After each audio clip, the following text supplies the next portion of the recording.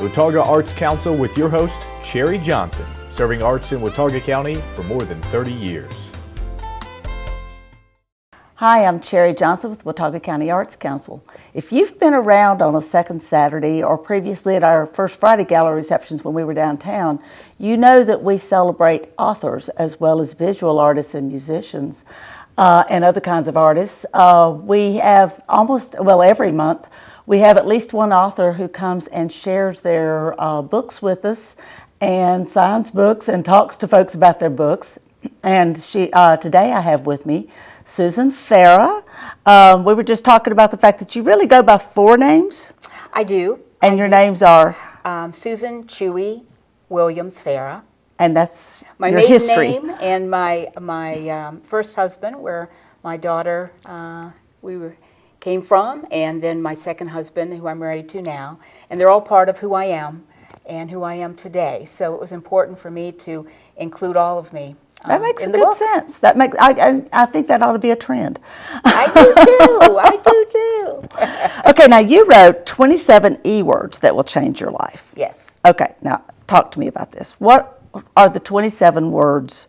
Don't give me all of 27, I guess, but what is the concept of 27 E-words? The concept is really overall, we are what we believe we are. And so grabbing hold of your life, living it intentionally, with passion, 100% alive, and encouraging yourself while you're encouraging others empowers you and empowers them. And it just totally will take over your life and make an awesome positive change. So this is a positive change book in Yes. essence. Yes. And you've identified 27 words that all apparently start with the letter E that you feel are positive ways to enlighten your life positively. Yes. That's really cool. Now, what brought you to this point? Have you always been an author? No, not really. Well, maybe secretly I have. Most of them are. But about 2.5 years ago is when I started, writing seriously. Before that, I had done some articles. My husband and I had a residential program for troubled women, and so I would do newsletters and brochures. So for years I had been dabbling in it, but never had the opportunity or the knowing to sit down and just start to write for a book until about 2.5 years ago. And it was just there in my heart and my head, and I sat down behind the keyboard and started typing and haven't stopped. So, wow. So you're writing another book then? Yes. Do you know the name of it yet? Well, I do. And actually it was the first book I wrote. This actually is not my first one, but it's the first to get published. But it is called So, and it is kind of self-discovery and the beginnings of the ministry, the program that we had, and the ladies, and just the awesome life changes that we witnessed. And there are some personal issues in there. I went through the death of both my parents, so that figures into the book, and maybe will help somebody be able to get through some grief. Yeah. So it's a combination, but again, it's an uplifting, positive. So what's your background? Well, I've been a nurse for 28 years. Probably in almost every type of nursing that possibly could be. But what I realized in all of it, I was mentoring people and coaching people and teaching people. And that taking the time to really build a relationship, embrace that relationship with them, and always with the encouragement. Even if you have to say something to someone who maybe they made an error and you have to counsel them on that. There's a positive way to do it, an encouraging way to do it. And so I've basically lived my life that way personally and through the workplace. And I think all of that kind of came together, and that's what the book's about. Well, it sounds to me like you're a positive enabler in a lot of ways. I think so too. Hopefully more positive than the enabler. Exactly.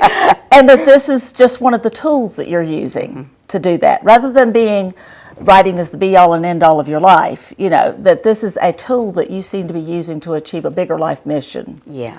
Well, I truly believe that everyone has such a great potential in them, and we already have everything we need to be successful. Sometimes we just need someone to help us bring it out in us, discover it and bring it out. So I guess overall that's my goal, is to try to help people reach their full potential and be excited about it. Well, the writing started 2.5 years ago, and so did the painting. Because I was getting ready to say, what are the other ways you're expressing this? Yes. Well, for years, I've just admired those who can paint and dance and sing beautifully.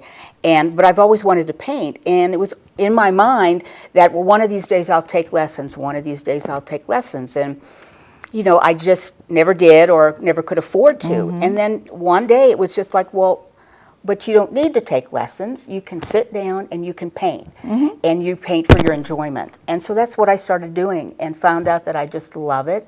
And it helps bring out the creativeness in me, but also on those days where I'm stressed, I can go and create something, and it just relieves the stress. So absolutely.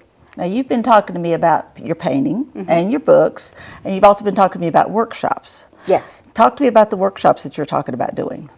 Well, what I'm hoping to do with a collaborator of mine is to do a combination workshop. It's a creative. It will be bringing out the creative innerness inside you through art, some relaxation probably through some yoga steps, and also, which I kind of outline in the book too, kind of like an imagery meditation, which really works on relieving some past negatives, some past difficulties, maybe something that someone's holding on to and can't let go, and it's affecting their future or their current situation. So we kind of go through an exercise, and at the end we're nice and relaxed and can flow right into the painting and into the yoga.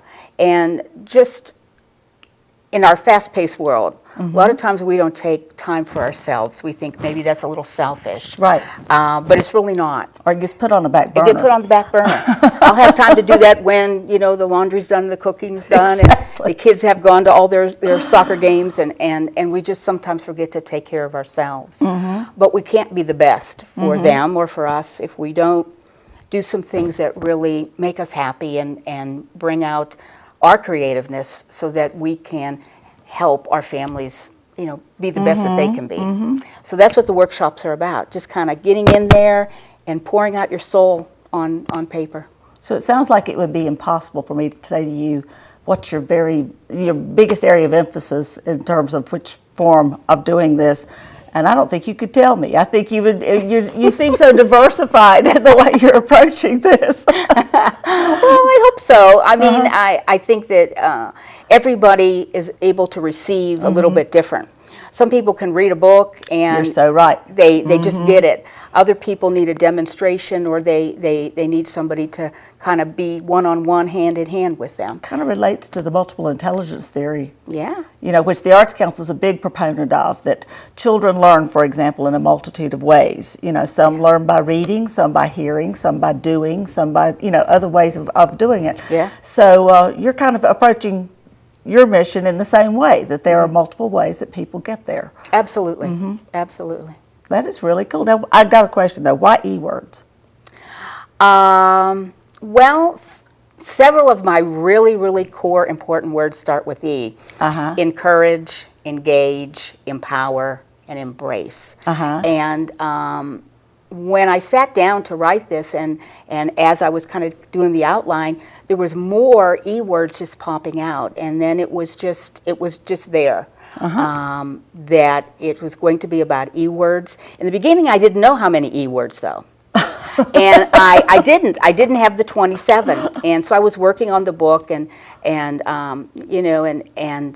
my daughter emailed me something, and because she was trying to encourage me, and it was that Dr. Seuss was turned down 27 times before a publisher accepted his first book. Wow. And just think about those 20, before the 28th person who said yes, those 27 publishers now who could probably say, oh my gosh, Dr. Seuss.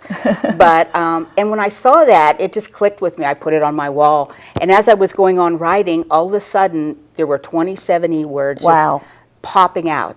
And I said, okay, Dr. Seuss, we're going to use 27. And so that's where the 27 came from. So it kind of emerged all on its own. It did.